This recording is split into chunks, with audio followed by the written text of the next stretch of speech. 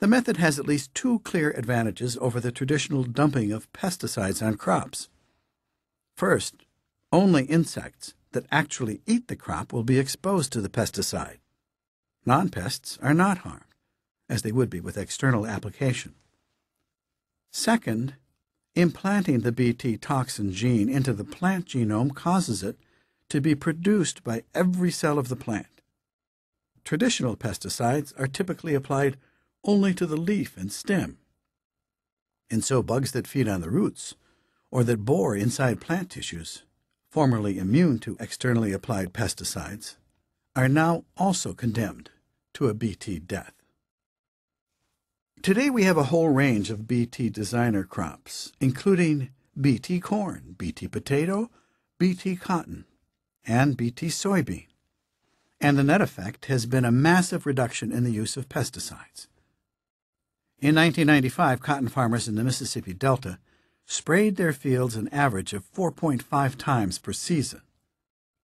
Just 1 year later, as Bt cotton caught on, that average for all farms, including those planting non-Bt cotton varieties, dropped to 2.5 times.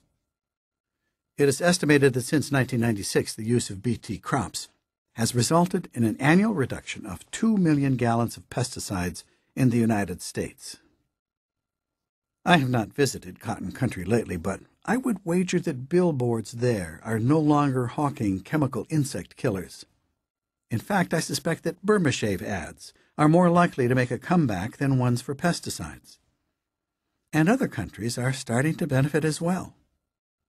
In China in 1999, the planting of Bt cotton reduced pesticide use by an estimated 1,300 tons. Biotechnology has also fortified plants against other traditional enemies in a surprising form of disease prevention superficially similar to vaccination. We inject our children with mild forms of various pathogens to induce an immune response that will protect them against infection when they are subsequently exposed to the disease. Remarkably, when a plant, which has no immune system, properly speaking, has been exposed to a particular virus, it often becomes resistant to other strains of the same virus. Roger Beachy at Washington University in St. Louis realized that this phenomenon of cross-protection might allow genetic engineers to immunize plants against threatening diseases. He tried inserting the gene for the virus's protein coat into the plants to see whether this might induce cross-protection without exposure to the virus itself. It did indeed. Somehow, the presence in the cell of the viral coat protein prevents the cell from being taken over by invading viruses. Beachy's method saved the Hawaiian papaya business. Between 1993 and 1997, production declined by 40%, thanks to an invasion of the papaya ring spot virus. One of the island's major industries was thus threatened with extinction. By inserting a gene for just part of the virus's coat protein into the papaya's genome, scientists were able to create plants resistant to attacks by the virus. Hawaii's papayas lived to fight another day. Scientists at Monsanto later applied the same harmless method to combat a common disease caused by potato virus X. Potato viruses are unimaginatively named. There is also a potato virus Y. Unfortunately, McDonald's and other major players in the burger business feared the use of such modified spuds would lead to boycotts organized by the anti-GM food partisans. Consequently, the fries they now serve cost more than they should. Nature conceived onboard defense systems hundreds of millions of years before human genetic engineers started inserting Bt genes into crop plants. Biochemists recognize a whole class of plant substances, so-called secondary products, that are not involved in the general metabolism of the plant. Rather, they are produced to protect against herbivores and other would-be attackers. The average plant is, in fact, stuffed full of chemical toxins developed by evolution. Over the ages, natural selection has understandably favored those plants containing the nastiest range of secondary products because they are less vulnerable to damage by herbivores. In fact, many of the substances that humans have learned to extract from plants for use as medicine, digitalis from the foxglove plant used in precise doses, can treat heart patients. Stimulants, cocaine from the coca plant, or pesticides, pyrethrin from chrysanthemums, belong to this class of secondary products. Poisonous to the plant's natural enemies, these substances constitute the plant's meticulously evolved defensive response. Bruce Ames, who devised Ames' test, a procedure widely relied upon for determining whether or not a particular substance is carcinogenic, has noted that the natural chemicals in our food are every bit as lethal as the noxious chemicals we worry about.